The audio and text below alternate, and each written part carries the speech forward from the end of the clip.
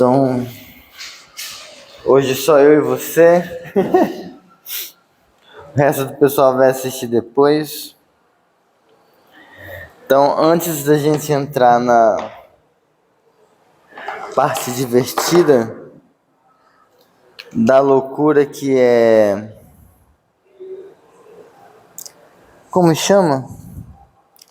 Da loucura que é recursão, eu tenho que terminar as coisas da aula passada. Eu só preciso...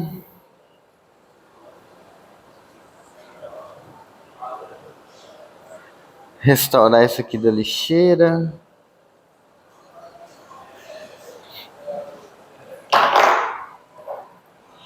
Aqui. Que na aula passada eu tinha colocado... Tipo, a gente vai ver que é verdade o que eu queria mostrar. Ah, ei, tudo bom, meu bem? Então, na aula passada a gente parou no meio desse teorema aqui. Para alfa e beta ordinais, vale um e somente um dos casos.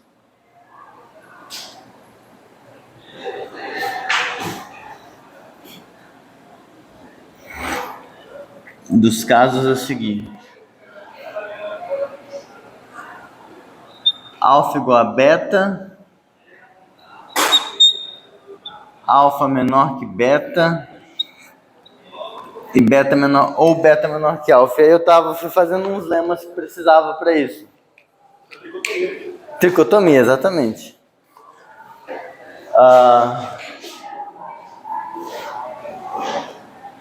Tricotomia. Que essencialmente é dizer que quaisquer dois caras são comparáveis, né? Um lema era aquele do alfa não ser menor ou igual que alfa, que tipo, isso aqui você pode fazer ou pelo axioma da fundação, ou,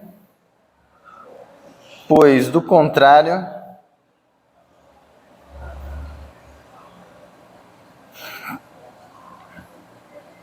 essa coisa aqui não seria irreflexiva.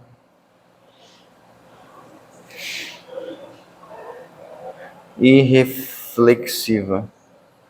E a gente pede que isso aqui seja uma boa ordem estrita. Então, em particular, tem que ser uma ordem estrita. Então, para quaisquer caras, para ser uma ordem reflexiva, é aquele negócio que para todo cara no domínio, X não está relacionado com X. Se alfa pertencesse a alfa, alfa seria um elemento que nega isso, ferrando tudo. Não precisa nem apelar para boa ordem, na verdade é só isso aqui já dá conta. Agora, o que tinha dado pau era nesse aqui. Eu tinha falado que a gente precisava desse lema. Se alfa não está contido em beta, eu acho que era isso. Calma. Acho que aí no beta pertence a alfa, né? Eu acho que eu tinha colocado ao contrário, quer ver? Eu tinha colocado assim, se beta não está contido em alfa, então alfa pertence a beta. Será verdade, é verdade, mas provar isso, só com isso de hipótese, a gente ia precisar no fundo já provar isso aqui. Então, embora isso seja verdade, o que a gente vai realmente mostrar é isso. Se alfa está contido propriamente em beta, então alfa pertence a beta. Todo subconjunto próprio, todo ordinal, que é subconjunto próprio de um ordinal, pertence a ele. Não é verdade que todo subconjunto próprio pertencer porque nem todo subconjunto próprio é ordinal. Você pega o 5 como que é o 0, 1, 2, 3, 4. E aí se você pega 0, 2, 3, isso não é um ordinal. Mas ele é um subconjunto próprio do 5. Então, não é que basta ser um subconjunto próprio, mas ordinal. Um ordinal que é subconjunto próprio pertence. E a volta vai valer porque a gente já viu que um ordinal é o conjunto dos ordinais que vieram antes. Agora, aí sim, a gente vai fazer isso. Para fazer isso, note que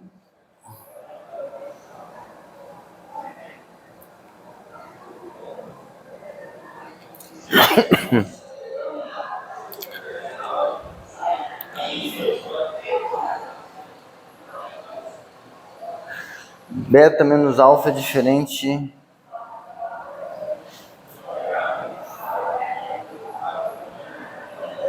Calma aí.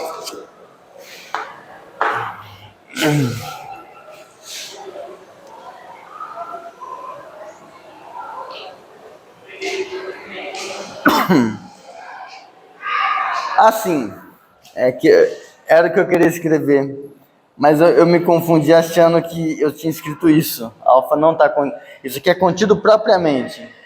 Então tem alguém aqui que não está aqui. Então eu estava certo. Note que beta menos alfa diferente de vazio. A prova vai ser igual que a gente tinha feito. Beta menos alfa diferente de vazio. Logo, existe gama igual ao menor elemento de beta menos alfa. Isso tudo a gente fez na aula passada. A primeira afirmação, o gama tem que ser menor ou igual que o alfa. Ou no caso, contido. Gama contido em alfa. Se não,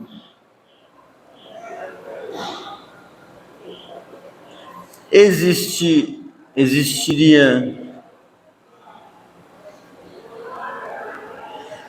alguém aqui, existiria um delta no gama, tal que delta, eu vou colocar o menor para ficar evidente que está violando a minimalidade, mas menor é pertence nesse caso. Tal que delta não pertence a alfa, a gente vai usar pertence menor, assim, flertando com as duas coisas, o que for melhor. Senão, existiria um delta menor que gama, tal que esse delta não está em alfa, mas por beta ser transitivo,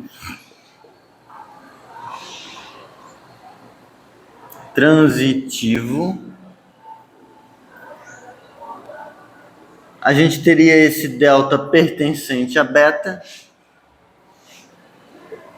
contrariando a minimalidade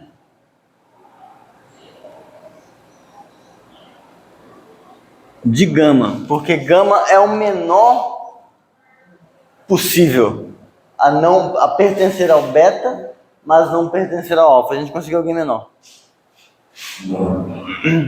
O problema, isso a gente tinha feito, o problema estava na outra inclusão, que a gente queria concluir que esse gama era o alfa, que a gente ia concluir que o alfa pertence ao beta. E para sair lisinho, a gente precisa da hipótese que todo mundo que está no alfa está no beta. E eu não tinha isso lá. E aí isso atrapalhou muito. Por que esse erro aconteceu? Porque quando eu dei disciplina, usando meio que esse material, séculos atrás, fim de 2021, resolvendo esse exercício com a turma, eu fiz só um lado. E eu percebi que fazendo só um lado, eu precisava só disso. Eu falei, então eu vou mudar a hipótese, vou deixar... eu mudei o enunciado Porque eu não fiz o outro lado com a turma. Não, o outro lado é análogo. E aí, o nome disso é autossabotagem. Tava certinho, eu fui, mudei, e aí, enfim. Mas boa notícia é que eu falei com o pessoal lá da Livraria da Física, ainda tá, já corrigiu, tá tudo de boa. Assim. Quando sair, não vai sair com esse erro. Que bom. Mas tá. Para outra parte, o que não está aqui porque eu estou com um PDF antigo, então eu vou ter que tentar readivinhar. Suponha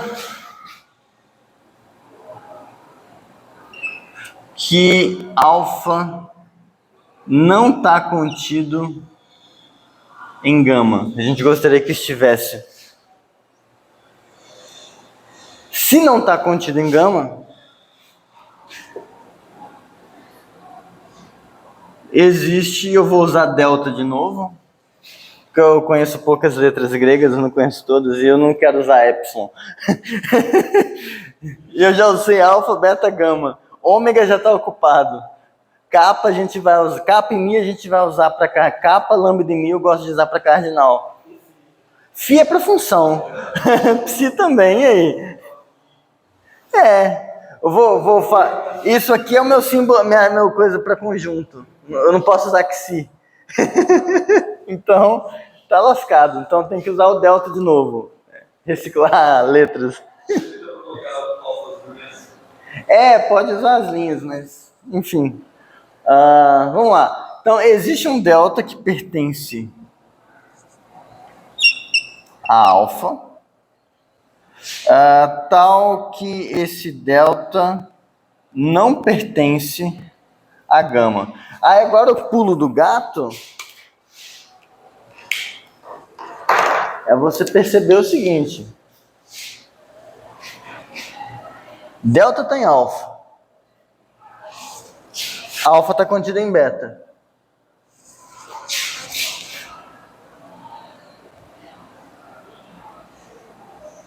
Então a gente tem delta e gama pertencentes a beta, que é uma boa ordem. E a gente já sabe que, em particular, delta não é menor que gama, porque delta não pertence a gama. Toda boa ordem é uma ordem total. Né? Então, como esses dois caras têm que ser comparáveis, de duas uma. Ou eles são iguais, ou o gama pertence a delta. Porque, temos isso, vou colocar assim, como isso aqui é boa ordem, vale a tricotomia.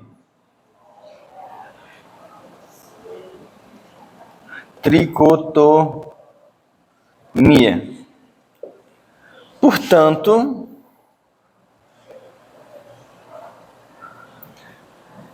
ou a gente tem delta igual a gama, ou a gente tem delta menor que gama, ou a gente tem gama menor que delta. A gente está supondo que a gente supôs que o alfa não está contido em gama. E disso a gente conclui que o delta não é menor que gama. Então isso aqui não pode acontecer. Sobra esse caso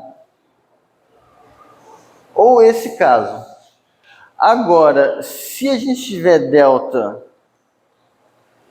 igual a gama, ferrou, porque gama não pertence a alfa. Gama é o menor das coisas do beta que não pertence a alfa, então não pode acontecer esse. Já que delta pertence a alfa. Então, esse aqui dá pau com isso e isso. Ferrou, então não pode esse. Sobra esse, gama é menor que delta. Só que se gama é menor do que delta,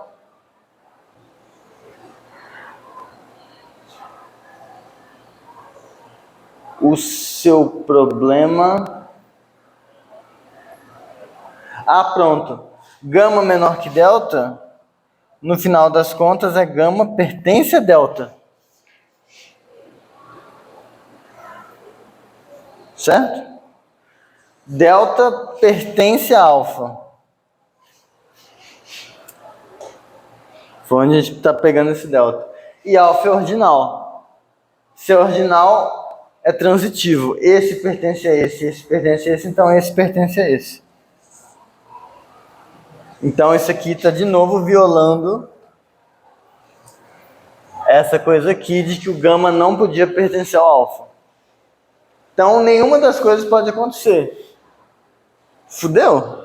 Mas fudeu por quê? Porque a gente supôs isso. Então não pode existir um delta que satisfaz isso dentro dessas hipóteses. Portanto,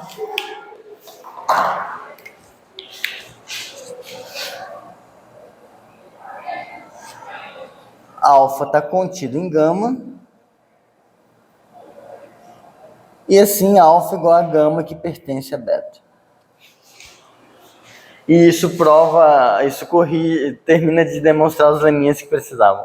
Porque agora a prova disso aqui, ela é banal. É assustador o quão simples ela fica, depois que você já viu o truque. Tem alguma coisa te encrencando, Gabriel? O que é? Aqui a gente mostrou que alfa não dividiu. Isso. Eu entendi porque você já falou que ele é igual. Porque a gente tinha essa outra inclusão aqui antes. A gente mostrou duas, ó. Gama está contido em alfa, acabou aqui. Aí agora eu quero mostrar que alfa está contido em gama. Suponha que não. A gente mostrou as duas inclusões. Tudo bem? Ah, não. É muita informação. A prova disso aqui agora é muito bonitinha. Ela vai caber aqui. Ela vai caber aqui. Ó.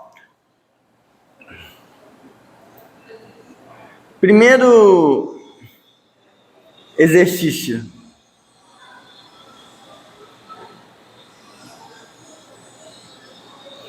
Interseção de dois ordinais a um ordinal. Demonstração. Interseção de subespaço fatorial a subespaço fatorial. Mesma coisa. Essencialmente, se você vai fazer o mesmo truque, é um subconjunto do alfa, portanto é bem ordenado pelo pertence, já foi aí, só precisa mostrar que é transitivo. Se alguém pertence ao alfa e pertence ao beta, por pertencer ao alfa está contido em alfa, por pertencer ao beta está contido em beta. Acabou. Tudo bem? Então, ok. A gente quer mostrar que um desses dois casos acontece. Então, suponha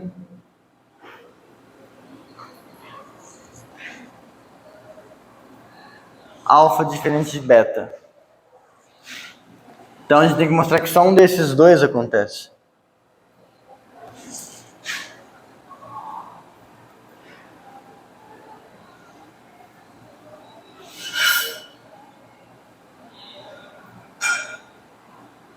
A princípio a gente tem isso. A interseção está contido ou é igual aos dois, cada um deles individualmente. Se acontecesse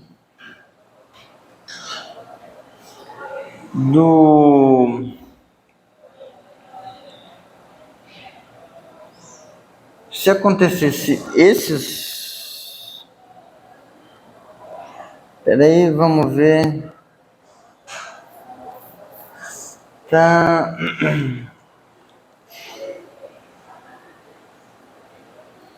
Tá com isso.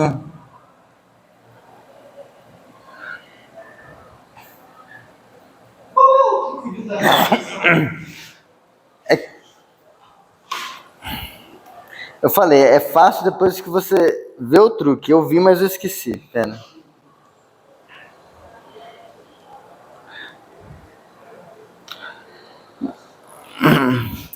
Ó, vamos lá. Não pode ocorrer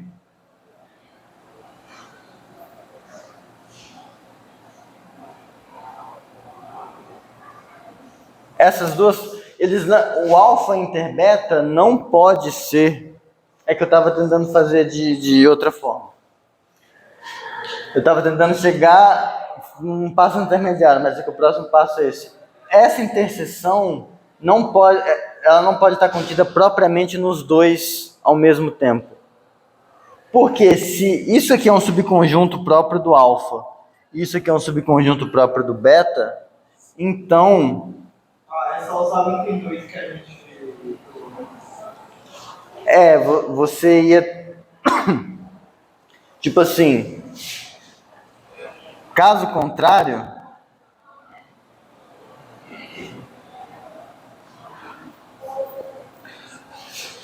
alfa interbeta é ordinal, certo? Se fosse um subconjunto próprio desse outro ordinal, a gente teria que um ordinal contido propriamente em outro pertence. A gente teria que o alfa interbeta pertence a alfa. Só que se tivesse também contido propriamente no beta, ele pertenceria também ao beta. Então ele pertenceria tanto a alfa quanto a beta. Ou seja, alfa interbeta pertenceria a alfa interbeta, violando esse aqui. Portanto, essas duas coisas não podem acontecer simultaneamente. Em outras palavras, aliás, eu nem precisava supor isso aqui. Alfa interbeta ou é igual a alfa,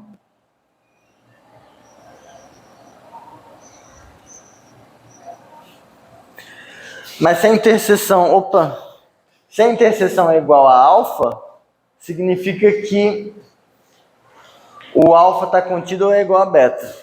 Se a interseção é igual a beta, significa que o beta está contido ou é igual a alfa.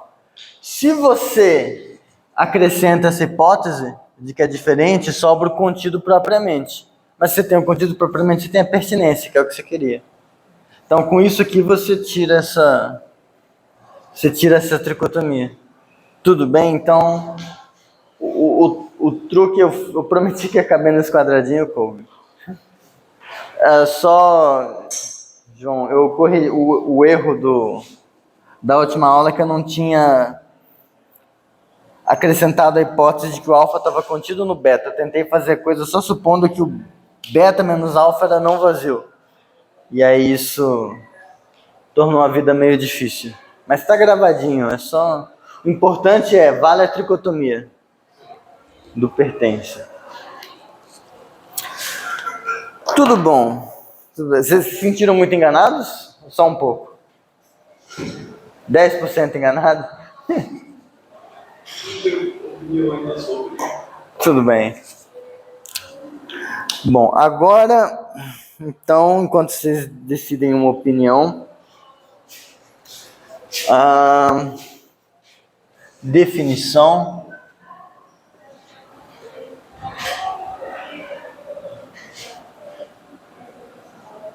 Um ordinal alfa é sucessor se existe beta ordinal. Se existe beta tal que o beta mais é igual a alfa, ele é limite se não é sucessor, e a mais importante de todas, ele é ordinal inicial se não existe beta, vou usar outra letra, gama, menor do que alfa, tal que gama está em bijeção com alfa.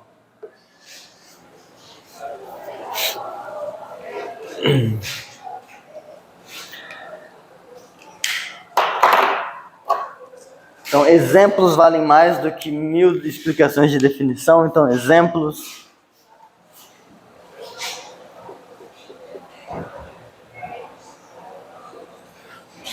Primeiro ordinal que a gente tem notícia é o zero, que é igual ao vazio, que não pode ser sucessor de ninguém.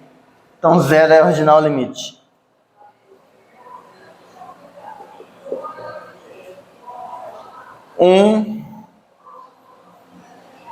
É sucessor. Lembra que o 1 a gente definiu como sendo sucessor do zero, então ele é sucessor. Oi? Zero zero é limite. O que eu escrevi errado? Essas coisas... Esse aqui não é disjunto desses. Você falou que zero é inicial? Também. Tudo bem, vou colocar já juntos. Zero inicial e inicial. Por vacuidade, né? Não tem ninguém menor que ele, então que qualquer coisa acontece. Esse inicial é só uma coisa no sentido do categórico. Ele é o nome que o Iequinho dá pra, tipo assim, ele é o primeiro... A moral da história vai ficar clara. Ele é o primeiro ordinal que tem a cardinalidade dele. Ele é o primeiro ordinal que apareceu que tem a cardinalidade que ele tem. Então, o ordinal inicial... A gente vai ver com os exemplos aqui. O zero limite é inicial. O 1 é sucessor, porque isso, e ele é inicial também. Porque a única coisa menor que ele é vazio, e vazio não está em bijeção com ele. 2 é sucessor e é inicial. De modo geral, N pertencente a ômega, ele é sempre inicial, porque se um cara pertence a ele, vai ter cardinalidade estritamente menor, pensando em termos intuitivos. Né? Um M que pertence a N tem tamanho estritamente menor.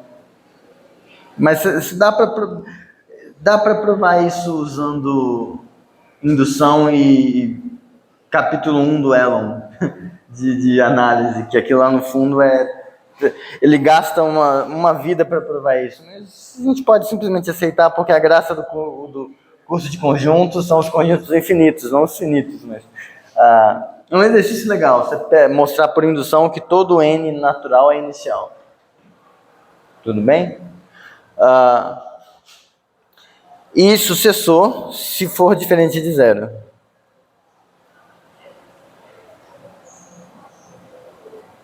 Então, no caso, o ômega mais 1 ele não seria inicial. Perfeito.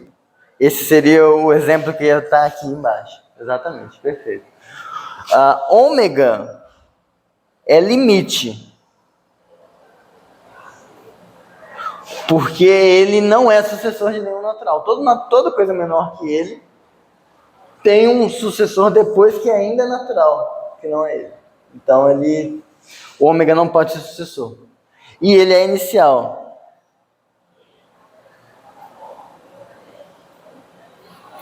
Justamente porque todo mundo antes dele é finito, por definição praticamente, e esse cara tem bijeção com uma parte própria, via função sucessor, que vai ser uma injeção que joga fora zero. Então ele finito não é, ele é infinito. Então ele tem que ser inicial. Quando você faz o sucessor, isso aqui é por definição o ômega unido com o último andar. Isso aqui é sucessor e não inicial. Ele é não inicial pelo hotel de Hilbert. O hotel estava cheio, chegou uma outra pessoa, Você consegue fazer uma bijeção entre o ômega, entre o sucessor de ômega e o ômega, né? Você pega...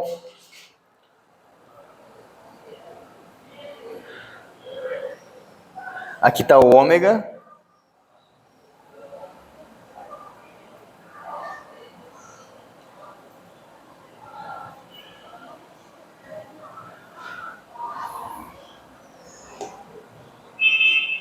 Na verdade, isso vai valer por um infinito, né? Porque sem infinito, se acrescentar uma coisinha só muda.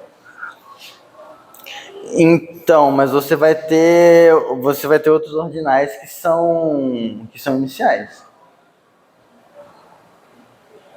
Mas a demonstração é um pouquinho cabulosa, não se preocupe. Ela é cabulosinha, mas aqui é aquela coisa, você faz esse cara vir aqui e aí depois você faz isso. Tá.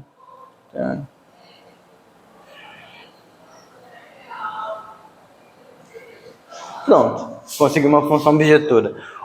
Manda o ômega ir para o zero e depois todo o natural ir para o sucessor dele. Consegui uma função bijetora. Então, como você fez uma bijeção entre um cara menor que o seu sucessor,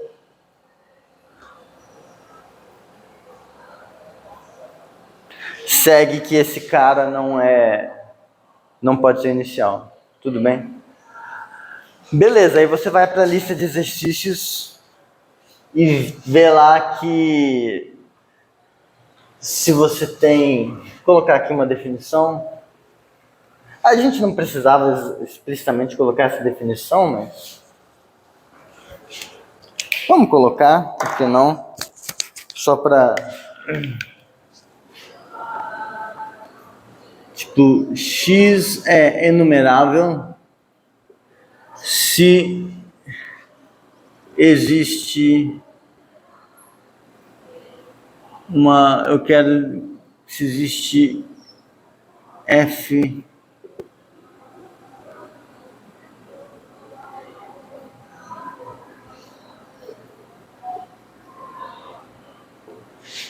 então a gente vai dizer que um conjunto é enumerável mesmo quando ele for finito.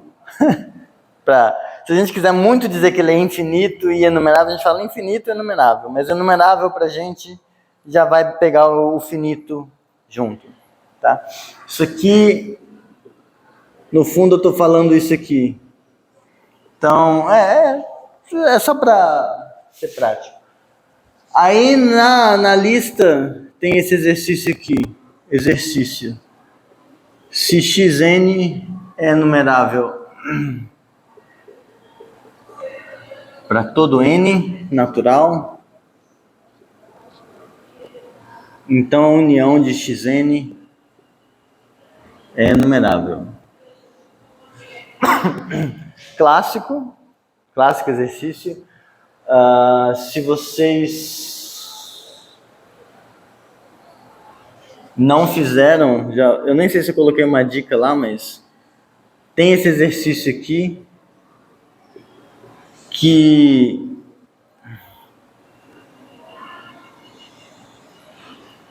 como é que é? F de x em y é sobrejetora. Esse exercício é importante. Se somente se existe g de y em x injetora tal que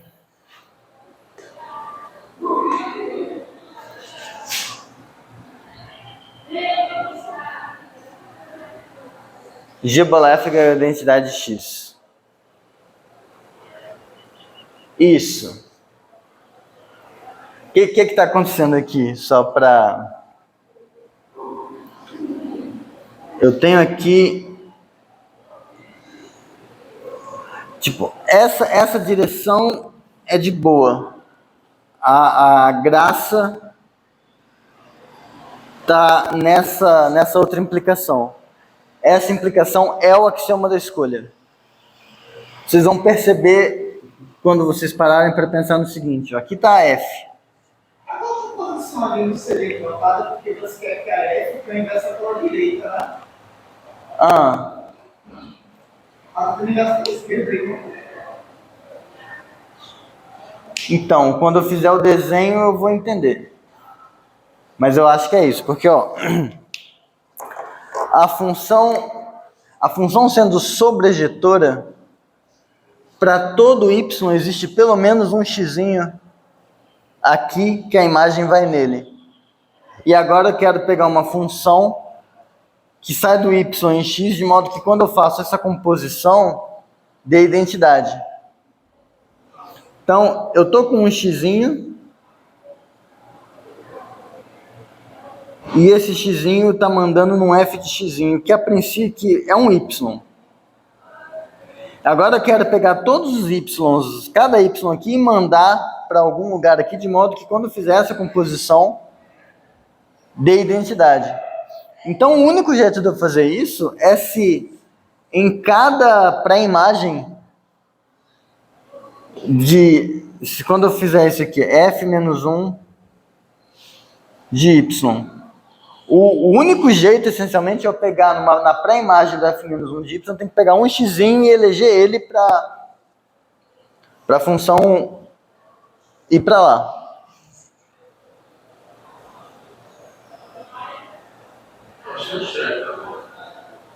Tá parecendo que é objetivo, né? Pela função e a gente vai pegar certo sobre ejetor, se somente se é ejetor. Olha, tá aparecendo.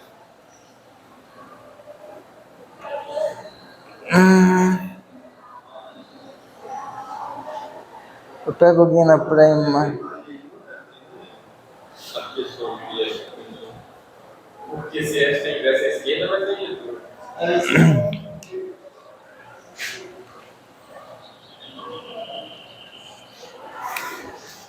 Calma.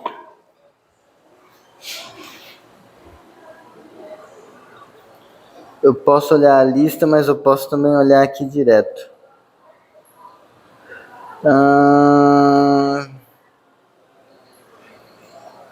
Uma função f de x em y é a sobrejetora. Se somente se existe uma função injetora. Não, é isso.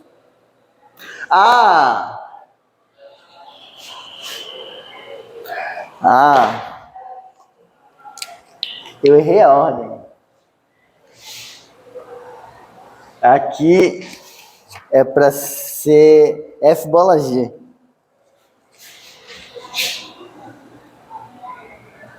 Eu tava achando estranho que não ia ter porque o xzinho ir pro mesmo xzinho, ele podia ir para outro.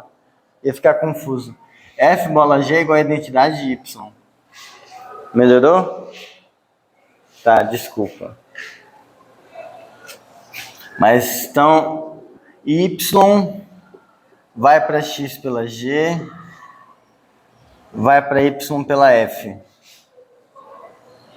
Isso. Agora eu quero pegar um Yzinho aqui, mandar em algum lugar, de modo que quando eu mandar a F, volte para o Y. Agora sim, agora faz todo sentido. Sexta-feira, né? Não, ainda é segunda. Capitão, ainda é segunda-feira. Vocês já viram o meme do...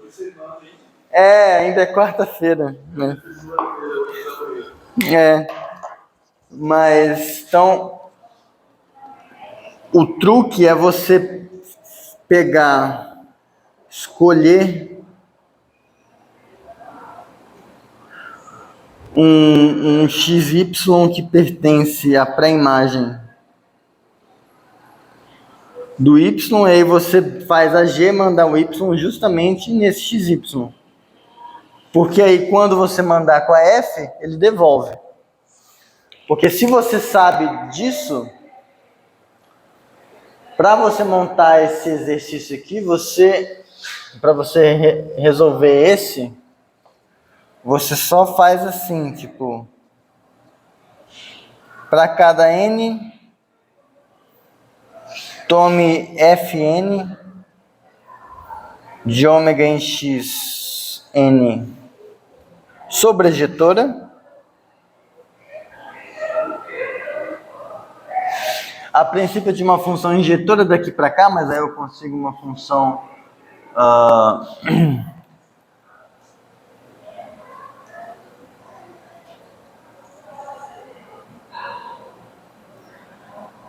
Tudo bem? Eu consigo uma função sobre isso, eu consigo uma função sobrejetora daqui para cá.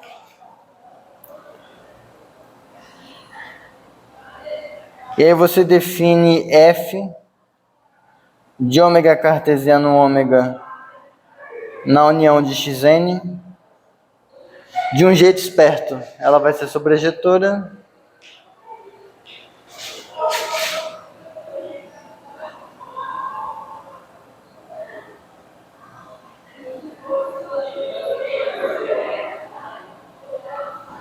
E isso aqui também está na lista.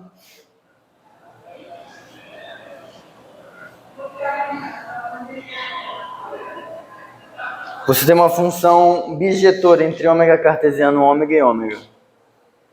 Então você consegue mostrar que esse cara aqui é numerável fazendo isso. Tá certo, né? Não tá roubado, isso não tá não. É muito pouco usar a teoria da aritmética entre dois. Não. Eu não vou usar o conhecimento, né, que eu já fiz. Você pode. Para fazer. Você usa.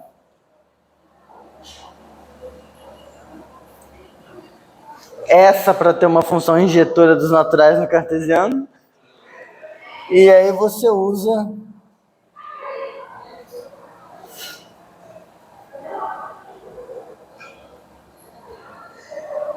Essa para ter uma função injetora do cartesiano nos naturais. Mas existem objeções explícitas, se vocês quiserem. Tem um amigo meu que chama Marcos, inclusive é Marcos Mercandella Rodrigues, MMR, eu sou RMM, que ele gosta de usar uma que é uma expressão explícita, algébricazinha assim, que dá certinho. Há muito trabalho provar, mas ele gosta dessas coisas. Mas aí, bom, importante eu quero que a gente lembre disso, que união numerável de conjuntos numeráveis é numerável. No sentido de que tamanho é no máximo o dos naturais. Certo, espera aí só um pouquinho.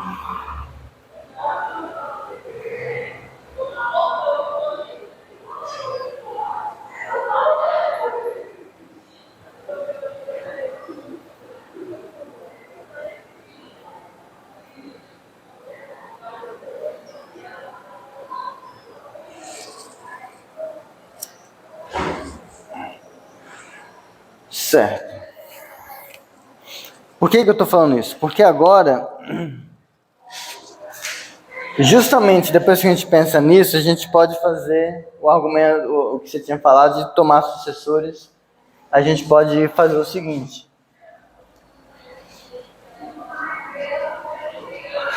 A gente vai e define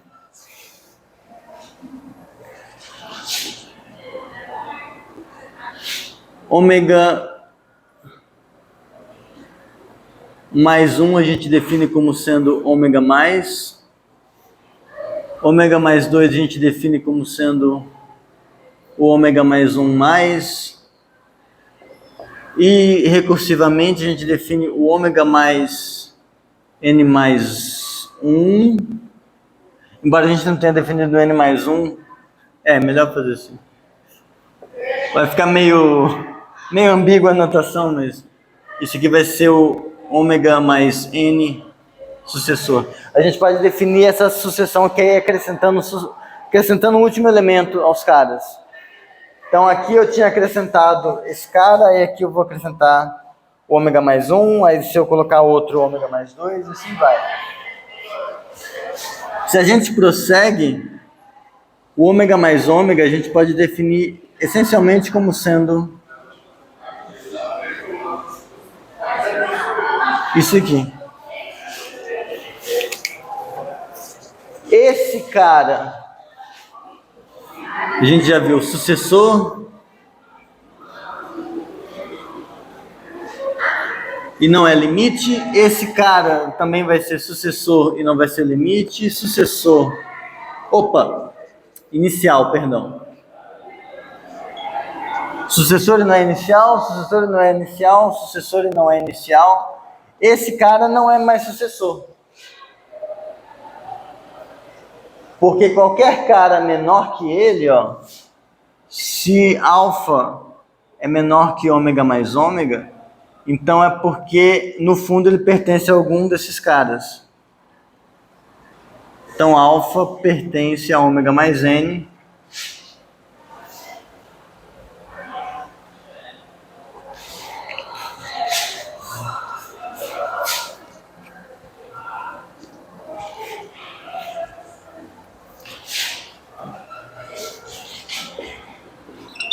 Logo, quando você faz o sucessor, isso aqui é menor que o ômega mais n+.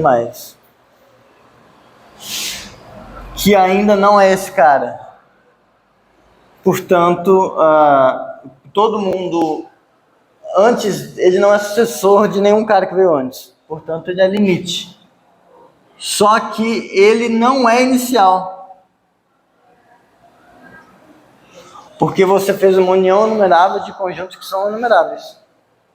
Então, ele ainda é a cardinalidade de coisas menores. Você pode continuar. Você pode fazer o ômega mais 1.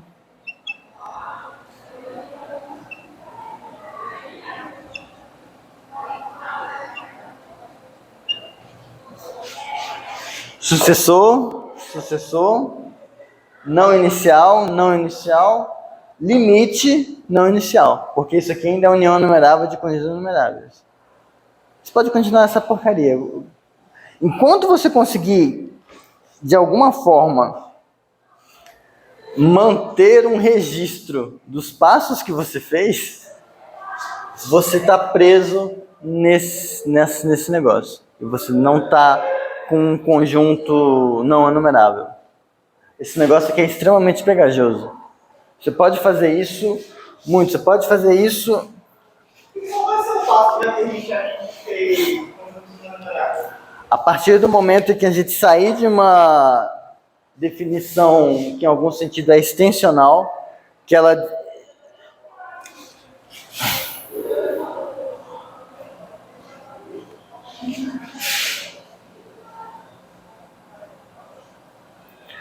A gente tem dois tipos de definição. A gente tem as definições extensionais e as definições intencionais. Extensional, eu descrevo o conjunto por meio da sua extensão. Eu digo quais são os seus elementos, eu dou a receita de como constrói, alguma coisa assim. Intencional, eu digo a propriedade que a coisa deveria ter. Eu pego todas as coisas que têm uma certa propriedade e digo, é isso. A gente vai chegar no primeiro ordinal no numerável quando a gente fizer uma definição intencional. Para isso, no fundo, o que a gente vai fazer... Que horas são, por gentileza? Vou dar um spoiler. Eu espero conseguir justificar esse spoiler na próxima aula. Mas, spoiler.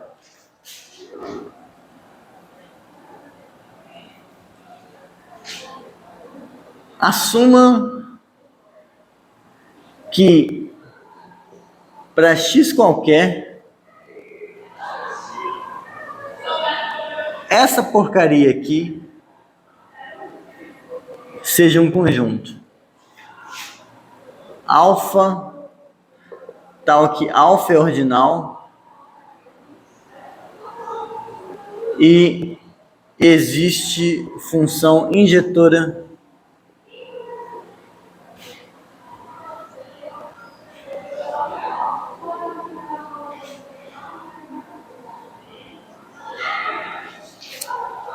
finge que esse animal é um conjunto. Todos os ordinais que têm alguma função injetora dele para o x. Em algum sentido, veja, se você pega... Está captando a ideia de como como é o ordinal, né? Isso, mas mais do que isso, essa ideia, isso aqui captura a ideia do corpo achatado, que eu tinha falado. Porque, ó, pensa que se o seu x é um conjunto, se o seu x é igual a um conjunto que tem, sei lá, 4 elementos, o conjunto dos ordinais que tem uma função injetora com o x tem o 0 vai estar lá dentro, o 1 vai estar lá dentro, porque eu tenho várias funções injetoras de do 1 para cá, o 2 vai estar, o 3 vai estar, o 4 vai estar. O 4, até o 4 você consegue.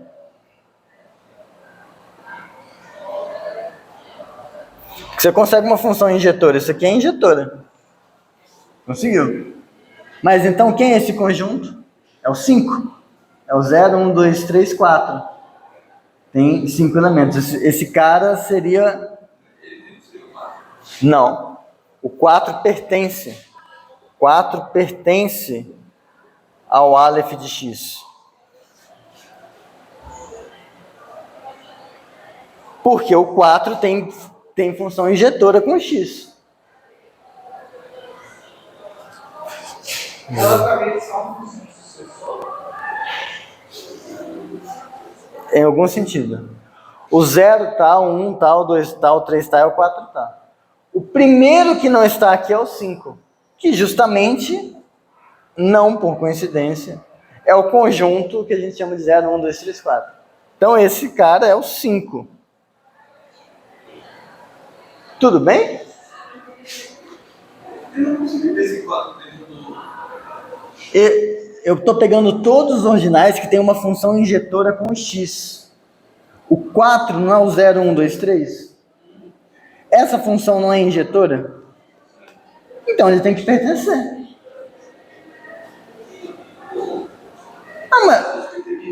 Não, é porque é a definição. Eu estou pegando todos os alfas que tem pelo menos uma função injetora.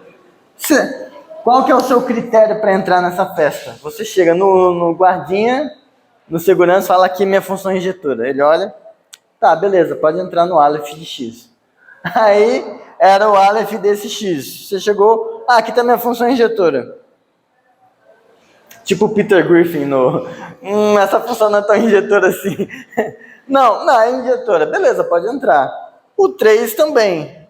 O 3 tá, ó, o 0, 1, 2, que é o 3. O 2 também, porque o 2 também tem uma função injetora. O 1 também. O 0 também, porque o 0... Isso aqui é uma função injetora do vazio no X. Tudo bem? Agora, onde que começa a brincadeira?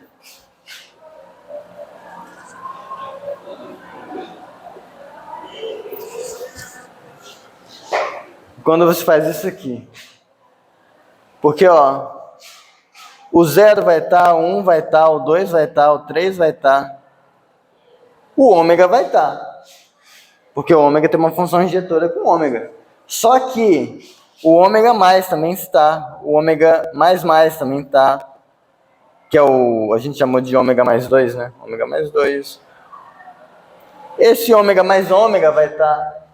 O ômega mais ômega, que eu posso simplesmente chamar de 2 ômega. O 3 ômega. O ômega vezes ômega, que é você fazer isso inumeráveis vezes. O ômega vezes ômega vezes ômega. O ômega vezes ômega vezes ômega. Você fazer o ômega elevado a ômega exponenciação ordinal. O ômega elevado a ômega elevado a ômega. O epsilon, que é quando você faz isso, essa potenciação inumeráveis vezes, acho que é o epsilon 0. O epsilon 1, que é quando você faz isso inumeráveis vezes. O epsilon 0, que é quando você... Todos os ordinais enumeráveis vão estar aqui. Todos. Isso aqui vai ser o conjunto dos ordinais enumeráveis. Só que a gente vai mostrar uma coisa mais legal. Isso não é só um conjunto. Isso é um ordinal. Como ele é um ordinal que contém como elementos todos os ordinais enumeráveis, ele, por exclusão, ele é o primeiro ordinal não enumerável. Então, por que eu falo que é intencional? Porque eu não estou mais dizendo qual é a descrição dessas enumerações de como construir esses ordinários. Simplesmente peguei todos. É aquela ideia que eu falei de você pegar o copo de todas as boas ordens enumeráveis. Só que aqui a gente está conscientando a menos de isomorfismos, a gente está pegando representantes, a gente está pegando os ordinais, todos os ordinais enumeráveis, e a gente pisa, achata esse negócio. Quando a gente achata, no limite, o que aparece é esse rapaz. Isso é o que a gente vai chamar de ômega 1. Esse é o que a gente vai chamar de ômega 1. Ele agora existe, então você pode fazer o Aleph de ômega 1. Isso vai ser com o ômega 2. O Aleph do ômega 2 vai ser o ômega 3. Aleph do ômega 4. Quando você tiver todos os Alephs quando você tiver todos os ômegas N's, você pode tomar a união deles. Isso vai ser o Aleph ômega. Ou não, ele vai ser o ômega ômega. É que no futuro a gente também vai chamar isso aqui de Aleph 1. Mas ômega 1 e Aleph 1 é a mesma coisa em algum sentido. Como animais, eles são as mesmas coisas, só que a gente xinga eles com nomes diferentes a depender do que a gente quer. Quando a gente quer enfatizar que é boa ordem, é ômega 1. Quando a gente quer enfatizar cardinalidade, a gente usa Aleph. Mas assim que vai aparecer o primeiro ordinal não numerado. Tudo bem? Tá. Apaziguou um pouco a curiosidade? Eu acho que uma viagem, eu quero saber simplesmente que vai. Essa denominação aqui. Isso aqui é uma coisa numerável, tá? É que você vai pegar todas. Aí que tá. Não tem Qual momento que esse negócio está deixando de ser. Então, não tem esse momento. Você não consegue explicitar esse momento. Justamente por conta daquela coisa que eu tinha falado com vocês. Mais spoilers. Que é o seguinte. Eu não tenho como descrever para você de modo concreto, em algum sentido, o momento onde isso acontece pelo seguinte.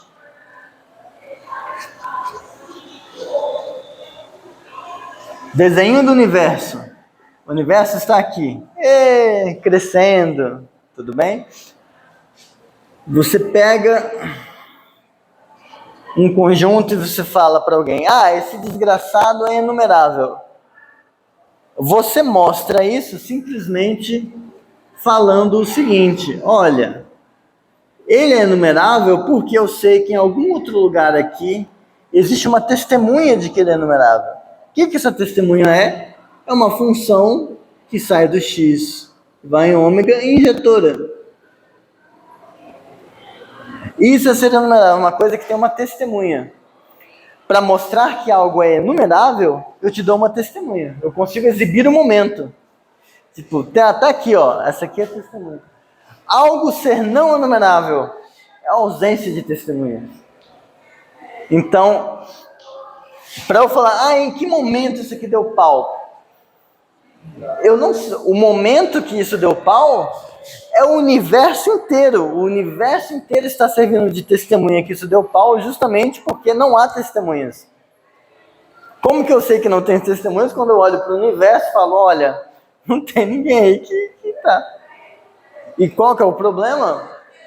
O problema é que justamente às vezes esse universo só parece universo porque a gente está dentro dele. Pode ser que para alguém que está do lado de fora, isso aqui não era o universo. Isso era só uma coisa que quem estava aqui nesse maior sabe que as pessoas aqui dentro pensam que isso é o universo, mas para eles falam, não, esse conjunto Y que essa pessoa estava achando que era não enumerável, é não enumerável para eles porque a função que serve de testemunha mora aqui.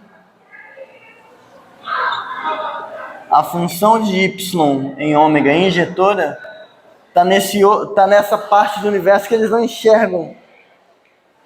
Aí fudeu. Por isso que eles acham que não é, que eles estão na Planolândia. Isso é uma versão muito mais divertida da Planolândia. Mas, então não tem como eu te falar que momento é esse. Porque se eu tivesse como afirmar, tipo, o momento é a partir daqui. Tem um dispositivo conjuntista que descreve de modo extensional qual é o momento. Então, isso ia valer em todo o universo. Mas isso é bom, isso é legal.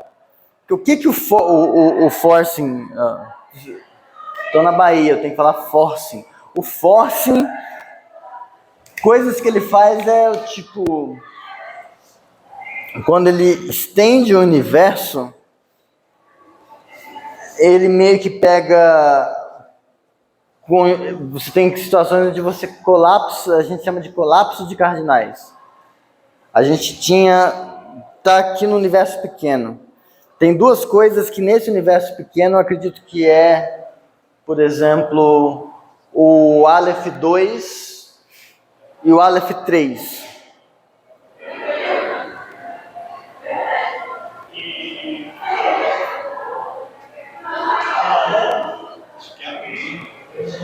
Não, deixa eu pensar, tipo, no meu universo tem uma coisa que é, por exemplo, o Aleph 1 e a reta. Quando eu vou para um outro universo, eu consigo exibir nesse outro universo uma função bijetora entre o Aleph 1 e a reta. E aí eu mostrei que vale a hipótese do contínuo nesse universo. Mas eu posso ir para um outro universo que não conversa com esse, onde eu consigo uma coisa no meio que não tinha como ser. Então, justamente por você ter propriedades que você determina via ausência de testemunhas, quando você acrescenta uma testemunha nesse outro universo, você pode fazer com que uma afirmação que você achava que era válida lá deixe de valer. Você muda algumas coisas. Mas isso é muito spoiler. Não é para entender isso, é só para falar, tá? Isso. Muitas informações, né? Mas esse aqui eu acho que, a gente vai mostrar que isso aqui no futuro é ordinal. E aí tudo vai fazer sentido. Agora, como eu prometi, eu falei que eu ia falar de recursão em ordinais. Dá para fazer isso. Mas...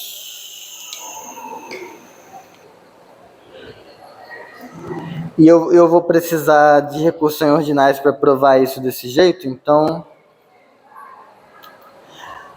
Então, tá onde eu apago? Eu vou apagar aqui.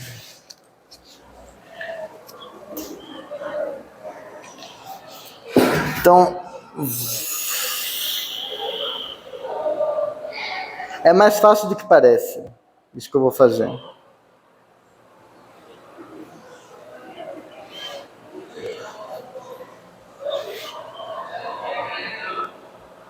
Eu vou pular essa parte.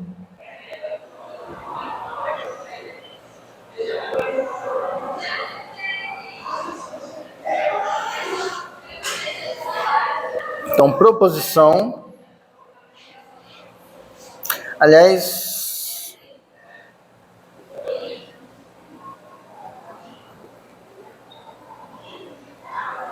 eu preciso falar rapidamente disso, não tem jeito. Não tem jeito, é o Lisan Al-Gaib. Preciso falar disso. Eu vou fazer bem rápido. No fim do capítulo A,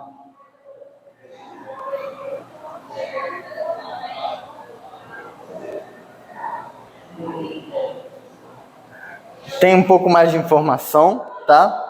Mas eu preciso falar de classes porque a gente agora meio que não vai escapar mais. A gente já viu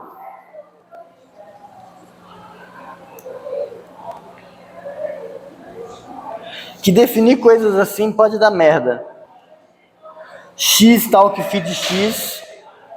Se você pegar feed X como sendo X igual a X, você tem o conjunto universo, e o universo permite o paradoxo de Russell, por exemplo. Ou se você pega, mesmo ingenuamente, o feed X como sendo X não pertence a X, você chega num negócio que dá um paradoxo ferrado também. Então, classes são ruins. Então, assim...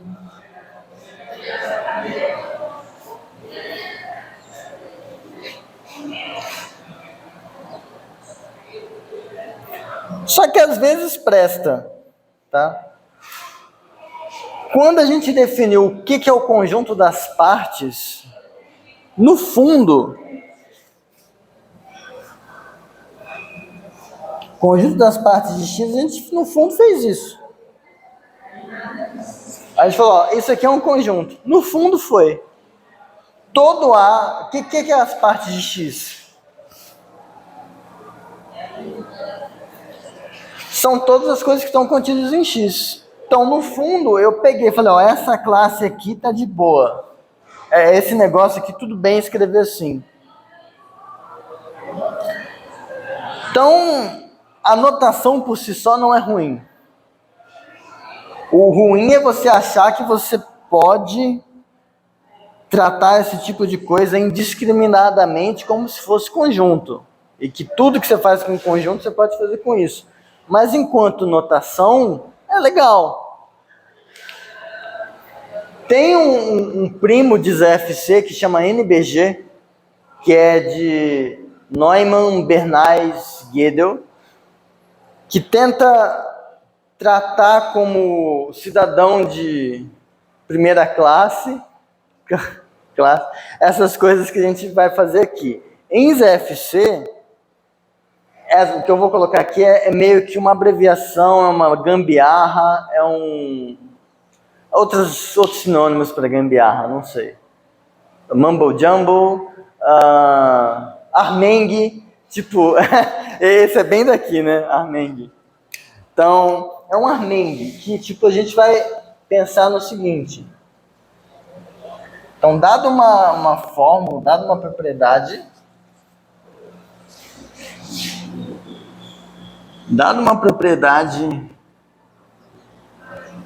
P de X, vamos escrever isso aqui a fim de denotar algo que chamaremos de classe.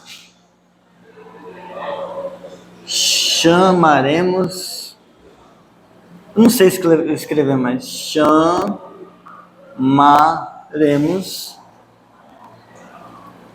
de classe. Essa notação vai funcionar assim. Quando eu escrever isso é só uma abreviação. Isso abrevia que Y tem a propriedade. É só uma abreviação. Para não ter que falar, Y é um ordinal, Y é um cardinal, Y... A gente vai escrever Y pertence a esse negocinho. Se a gente der um nome mais simples para isso, fica até melhor. Isso aqui vai ser uma abreviação. A gente vai dizer que isso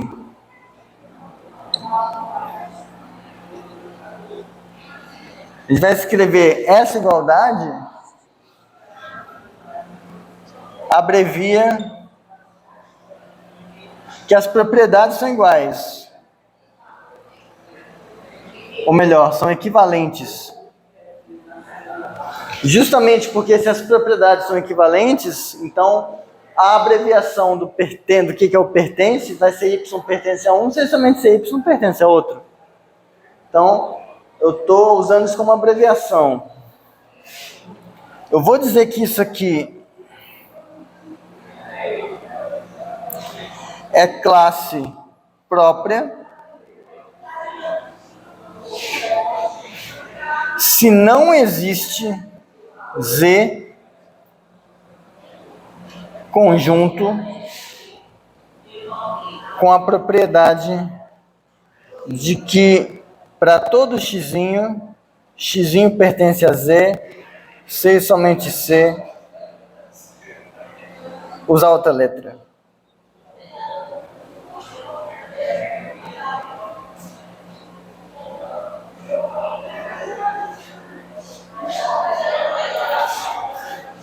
Tá, então o que é uma classe própria?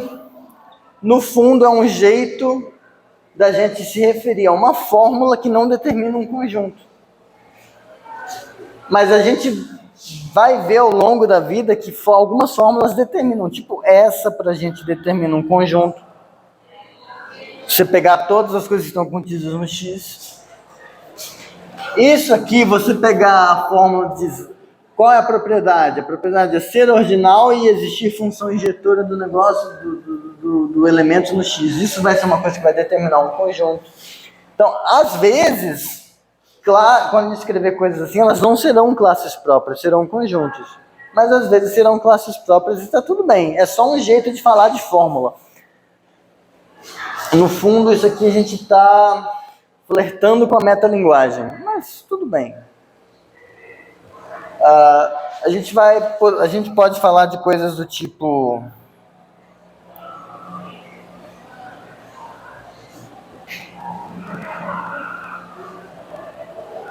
Isso aqui, ó.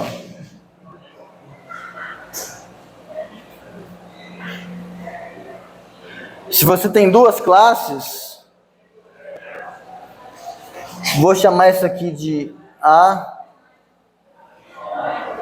e B. A gente pode montar o que seria o produto cartesiano das classes. Por quê? Eu posso definir isso com a seguinte fórmula. Z,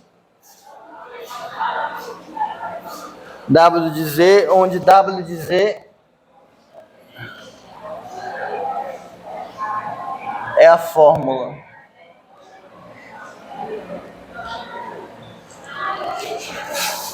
Z é o produto, é o par ordenado XY e vale o P de X e vale o Q de Y.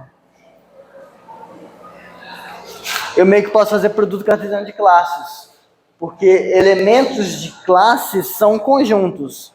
E eu consigo fazer par ordenado de conjunto. Então, se eu consigo fazer produto cartesiano de classe. Naturalmente, a gente consegue falar de inclusão de classe. Se a igualdade era equivalência, a inclusão vai ser implicação. Se eu consigo falar de subconjunto, de subclasse de classe, e consigo falar de produto cartesiano de classe, eu consigo falar o que é uma função de classe, né? Coisas assim. Que horas são? Ainda não é nem 9. 8h58, está tudo bem. Então a gente consegue, eu só vou definir aqui. Então, dadas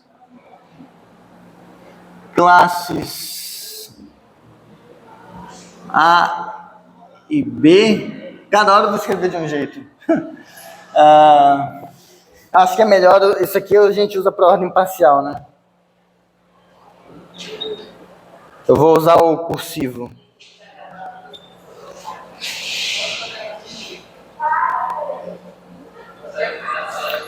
Dadas as classes A e B, uma subclasse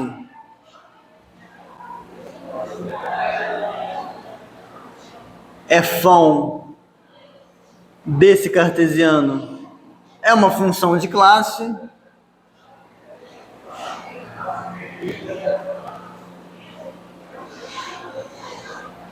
Se para todo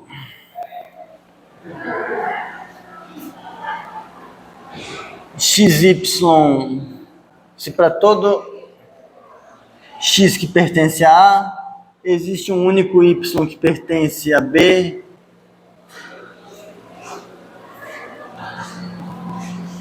Mesma definição, você consegue dizer o que seria uma função de classe.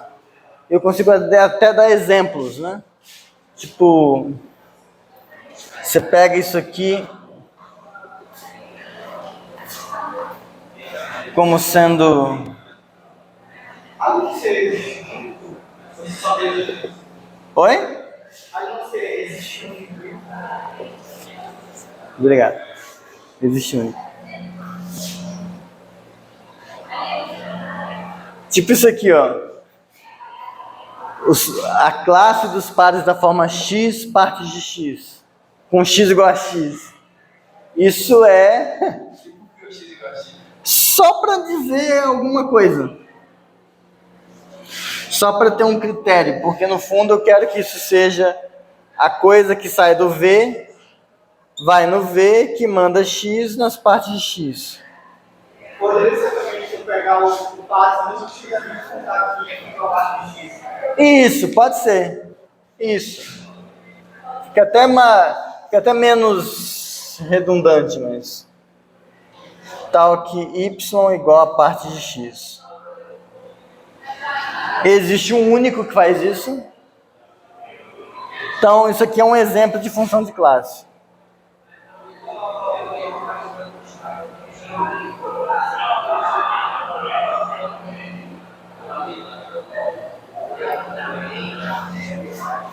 Com isso dito,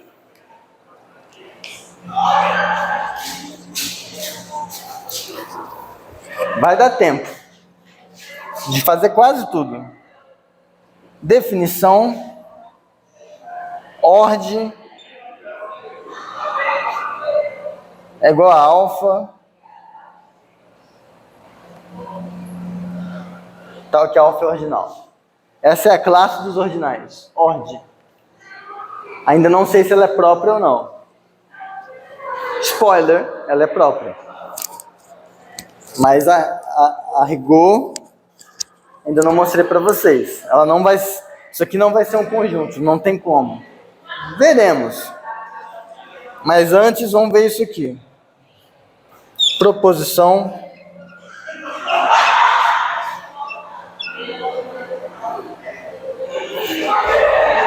Você pega um S contido em ordem. Diferente de vazio. Então,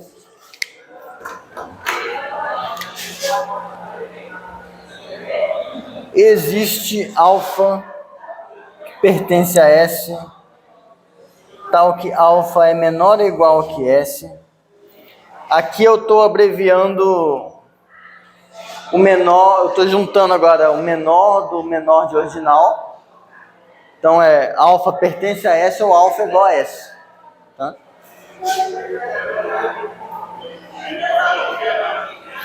Em outras palavras, toda subclasse não vazia tem menor elemento. Então, isso aqui seria dizer que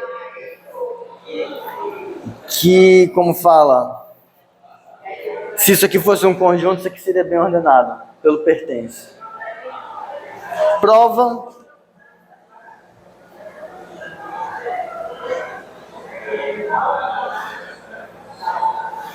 Tome beta pertencente a S, que existe porque é não vazio.